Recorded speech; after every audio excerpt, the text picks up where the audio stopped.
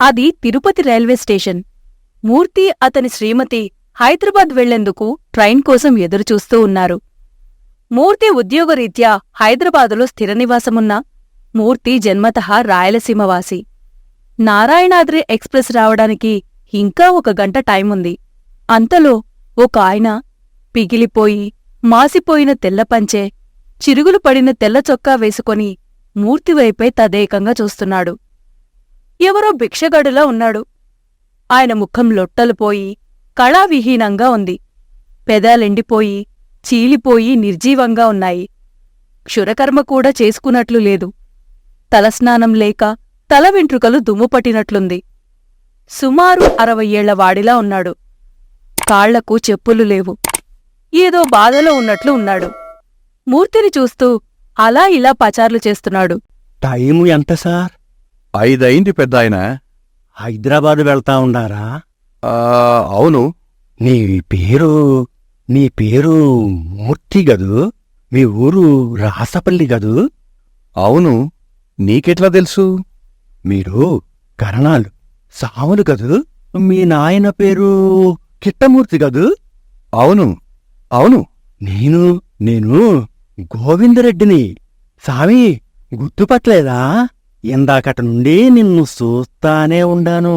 హోరి నీ పార్సుంగోల గుర్తుపట్టలేకపోతా ఉండాను. తమ్ముళ్ళు చెల్లెళ్ళు అంతా బాగా ఉండరా సామి? నువ్వు గోవిందరెడ్డివా? ఇక్కడేం చేస్తుండావు? నేను ఈ స్టేషన్లో అడుక్కొని బతుకుతా ఉండాను సామి. ఏమిటి? 50 ఎకరాల భూస్వామి అడుక్కొని బ్రతకడమా? నీకెందుకు ఈ అగత్యం పట్టింది? సామి, మీరంతా చదువుకునేటప్పుడు మనూరు బాగుండేది. మీ తాత కరణం పని చేసేటప్పుడే మనూరు చల్లగా ఉండేది. ఎవరికీ అన్యాయం చేసేటోడు కాదు మీ తాత. కరణాల పని మీ దగ్గరుండి పీకేసినప్పటి నుండి మా ఊరికి దరిద్రం పట్టుకునింది. అవును, మా తాతగారు కూడా కరణీయం పోయిందనే దిగులుతో మరణించాడు. అదృష్టం కొద్దీ మా నాన్న చదివించాడు కాబట్టి నేను పెద్ద ఉద్యోగంలో ఉన్నాను. సరే, గతం గతః. గోవిందరెడ్డి, నువ్వు బాగా బతికిన రైతువు గదా, ఎందుకిలా ఈ రైల్వే స్టేషన్లో అడుక్కుంటుండావు? నీకు తెలుసు గదా స్వామి, నాకు 3 కొడుకులు 2 కూతుళ్ళు. అందర్నీ నా శక్తి కాడకి బాగా చదివించిన. కూతుళ్ళకి లచ్చల్లో కట్నాలిచ్చి పెళ్లిళ్ళు చేసిన. పెద్దోడు అమెరికా పోవాలని 10 ఎకరాలు అమ్మేసి వెళ్ళిపోయా. 2వ కొడుకు 10 ఎకరాలు అమ్మేసి దుబాయ్లో వ్యాపారం చెయ్యాలని వెళ్ళిపోయా. ఇక 3వ వాడు పెళ్ళం మాటలు విని 10 ఎకరాలు రాయించుకొని మదనపల్లిలో వేరే కాపురం పెట్టినాడు. ఇక ఉండే 20 ఎకరాల దస్తావేజులు బ్యాంకులో పెట్టి 5 లక్షల అప్పు చేసి కూతుర్ల పెళ్లిళ్ళు చేసినాను. ఆ అప్పు తీర్చే స్తోమత లేక బ్యాంకాళ్ళు వేలం వేసి భూముల్ని అమ్మేస్తా ఉంటారు స్వామి. ఆ దిగులుతో నా భార్య చచ్చిపోయే. కొడుకులెవ్వరూ ఒక్కరోజు పిలిచిన పాపాన పోలేదు. ఒక్కరోజు అయినా పిలిచి అన్నం పెట్టలేదు.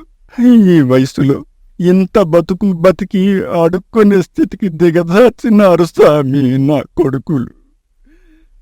దొంగ నా కొడుకులు. వాళ్ళది ఒక బతికే. బాధపడకు. బ్యాంకులో ఉన్న పైకం ఏమైనా తిరిగి చెల్లించావా? నాకు ఆదాయం ఎక్కడిది స్వామి? ఏసిన పంటలు ఏసినట్లే ఎండిపోతాయి. వానలు లేవు, పంటలు లేవు. రాయలసీమలో రైతులు చాలా కట్టాల్లో ఉండారు. శనక్కాయల పంట సరిగ్గా చూసే 10 ఏళ్ళు అయితా ఉండది.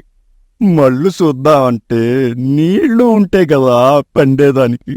బ్యాంకోళ్ళు అసలు వడ్డీ కట్టకపోతే భూముల్ని జప్తు చేసి అరెస్టు కూడా చేస్తామంటున్నారు.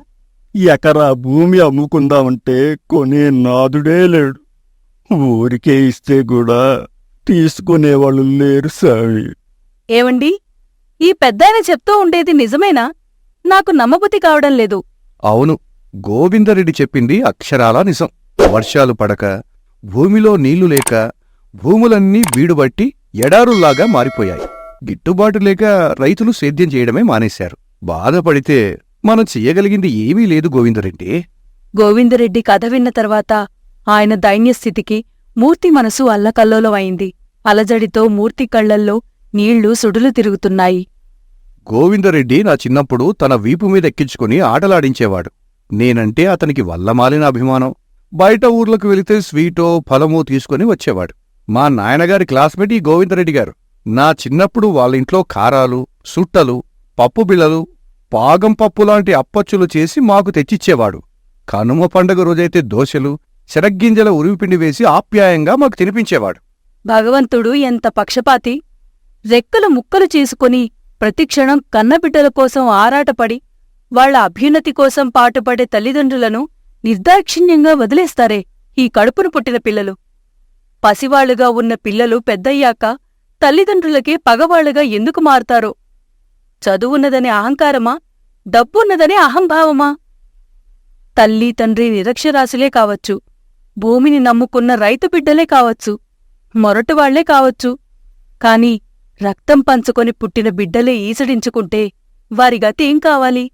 ప్రతి రక్తపు బొట్టు వారి శ్రేయస్సుకే దారపోసిన తల్లిదండ్రులక ఈ దురవస్థ? నడిరోడ్డులో అనామాకుడిగా నా అనేవారు లేక, దిక్కుమొక్కు లేక యాచకుడిగా మారిన గోవిందరెడ్డిలాంటి వారి పరిస్థితి ఏమిటి? జనసంబంధాలన్నీ ధనసంబంధాలేనా? మూర్తి గోవిందరెడ్డిని పిలుచుకుపోయి పళ్ళు, బిస్కెట్లు, నీళ్ల బాటిలు కొనిచ్చాడు. గోవిందరెడ్డి, నువ్వేం భయపడవద్దు. బ్యాంకు వాళ్ళతో మాట్లాడి నీ భూమిని విడిపించే మార్గాన్ని ఆలోచిస్తాను. హైదరాబాదుకు వెళ్లి డబ్బు విషయం చూస్తాను. నిన్ను మళ్లీ పాత గోవిందరెడ్డిగా చేస్తాను. అప్పటి వరకు ఈ డబ్బు నీ దగ్గరే ఉంచుకో. నీ అవసరాలకు ఉపయోగపడుతుంది అంటూ పర్సులో నుంచి కొంత డబ్బు తీసి చేతిలో ఉంచాడు. సామి, నా పెద్ద కొడుకు కూడా ఇంత ధైర్యం చెప్పలేదు నాకు. అన్న విధంగానే మూర్తి లేక ఆంధ్రా బ్యాంక్ హెడ్ ఆఫీస్లో మూర్తి ఫ్రెండ్ ఒకడు ఏజీఎం హోదాలో పనిచేస్తున్నాడు. వాడితో మాట్లాడి కలకడ బ్రాంచికి ఫోన్ చేయించినాడు. గోవిందరెడ్డి కట్టవలసిన అప్పు వడ్డీతో సహా అన్ని మినహాయింపులు పోను 2,68,311 అన్నాడు. మూర్తి అకౌంట్ నుంచి డ్రా చేసి డిమాండ్ డ్రాఫ్ట్ ద్వారా కలకడ బ్రాంచ్కి పంపించాడు. గోవిందరెడ్డి అప్పు క్లియర్ అయింది. వారం రోజుల తర్వాత గోవిందరెడ్డికి సంబంధించిన తనఖా పత్రాలన్నింటిలో సంతకాలు చేయించి భూమికి సంబంధించిన దస్తావీజులన్నింటినీ విడిపించి ఇప్పించినాడు. గోవిందరెడ్డి సంతోషానికి అవధులు లేకపోయింది. 20 ఎకరాల భూమి అతని సొంతమైంది. గోవిందరెడ్డి, నువ్వు ఇక తలెత్తుకుని ఊర్లో తిరగాలి. మునుపడిలాగా పెదరాయుడులా బతకాలి. నేను వ్యవసాయాధికారులతో మాట్లాడి నీకు విత్తనాలు వగైరా సబ్సిడీతో ఇప్పిస్తాను. అలాగే స్ప్రింక్లర్ ఇరిగేషన్తో నువ్వు సేద్యం చేదువుగాని. నువ్వు 1000 ఏళ్లు బతకాలి మహారాజా అని దీవించాడు గోవిందరెడ్డి. అనుకున్నట్లుగానే గోవిందరెడ్డి తన పొలంలో టమోటా, వంకాయ, బెండకాయ, గుమ్మడికాయలాంటి కూరగాయలు, తమలపాకులు, అరటి తోటలు పెంచసాగాడు. బోరు వేసిన వేళా విశేషం ఏమో కాని నీళ్లు బాగానే పడ్డాయి. సూక్ష్మ సేంద్రియ విధానంతో మంచి వాణిజ్య పంటలు పండించసాగాడు. ఊర్లో మళ్లీ గోవిందరెడ్డి పరపతి బాగా పెరిగింది. 100 మంది కూలీలు వద్దంటే పలుకుతున్నారు. అంతా డబ్బు మహిమ. మూర్తి అప్పుడప్పుడు వ్యవసాయ అధికారులతో మాట్లాడి సాగులోని మెలకువలన్నీ తెలుసుకొని తగిన జాగ్రత్తలు అన్నీ చెప్పి మంచి దిగుబడి వంగడాలను చెబుతూ గోవిందరెడ్డిని ఒక ఆదర్శ రైతుగా 1 సంవత్సరంలో తీర్చిదిద్దినాడు. మదనపల్లి, తిరుపతి, బెంగుళూరు మార్కెట్లలో వచ్చిన దిగుబడినంతా అమ్మవలసిందిగా దానికి కావలసిన వనరులన్నీ సరిచేసి పెట్టాడు. 1 సంవత్సరం తర్వాత ఆ రోజు శనివారం. ఉదయం 7 గంటలు కావస్తోంది. కాలింగ్ బెల్ మోగింది. తలుపు తెరిచి చూశాడు మూర్తి. చక్కని నాణ్యమైన తెల్లని గ్లాస్కో పంచె, ఖద్దరు చొక్కా, మీద ఒక కండువ, కొత్త చెప్పులు వేసుకుని ఆకర్షణీయంగా పరిశుభ్రమైన శరీరంతో వాకిట్లో ప్రత్యక్షమయ్యాడు గోవిందరెడ్డి. సామి, బావుండారా? పెద్ద సిమెంటు గోనె సంచి నిండుగా కూరగాయలు, అరటిగెల, పూలు, పళ్ళు, స్వీట్ బాక్స్తో ప్రత్యక్షమయ్యాడు గోవిందరెడ్డి. ఇవన్నీ మన తోటలో పండినవే అన్నాడు నవ్వుతూ. శ్రీమతి ఆశ్చర్యంతో గోవిందరెడ్డి వంకే తదేకంగా చూస్తూ ఉండిపోయింది. నీ దయవల్ల మళ్ళీ నేను నిలదొక్కున్నాను సామి. సరే, ఇలా సడన్గా వచ్చిండావేమీ? నిన్ను చూడాలని అనిపించింది, అందుకే వచ్చేస్తున్నాను సామి. గోవిందరెడ్డి వెంటనే ఇంకొక మూట విప్పి అందులోని కాగితాల పొట్లాలలో దాచిన నోట్ల కట్టల్ని బయటికి తీసి టీపాయ్ మీద ఉంచాడు. ఏమిటది గోవిందరెడ్డి? ఈసారి అరటికాయల పలసాయం బాగా కలిసొచ్చింది సామి. రేటు కూడా బాగా పలికింది. బెంగుళూరులో అరటికాయల్లోళ్ళు అమ్మేసి వస్తా ఉన్నాను. 4 లక్షలు వచ్చింది. నీకు ఇవ్వాల్సిన దుడ్లు వడ్డీతో సహా ఈ 4 లక్షలు తీసుకోండి అన్నాడు కృతజ్ఞతాభావంతో. నువ్వు నాకివ్వవలసిన పైకం 2,68,311 రూపాయలు మాత్రమే. వడ్డీ నేను తీసుకోను. నిన్ను ఇట్టా చూస్తుంటే కడుపు నిండినట్టుంది గోవిందరెడ్డి. ఆ పూట నిన్ను అట్టా ఆ స్టేషన్లో చూసినప్పుడు నా మనసు ఎంతో తల్లడిల్లింది గోవిందరెడ్డి. నువ్వు ఎప్పుడు ఇలా సంతోషంగానే ఉండాలి. నీకు ఏ కష్టం వచ్చినా నా కబుర్ చెయ్యి. నిమిషాల్లో నీ ముందుంటా. అని మూర్తి అతనికిచ్చిన డబ్బునంతవరకే లెక్కబెట్టి మిగిలినదంతా జాగ్రత్తగా కాగితాల్లో చుట్టబెట్టి గోవిందరెడ్డికి వాపసిచ్చేశాడు మూర్తి. గోవిందరెడ్డి ఏమనుకున్నాడో ఏమో కాని మూర్తి పాదాలకు నమస్కరించబోయాడు. అయ్యయ్యో, నా తండ్రి లాంటివాడవు. నాకేలా నమస్కారం చేస్తావు? ఈ రోజు నుండి నువ్వే నా పెద్ద కొడుకువి సామి. అన్నాడు గద్గత కంఠంతో దుఃఖాన్ని ఆపుకుంటూ. ఆయన గొంతులో మాటలు పెగలడం లేదు. రుమాలుతో కళ్లను ఒత్తుకుంటూ బయల్దేరాడు గోవిందరెడ్డి.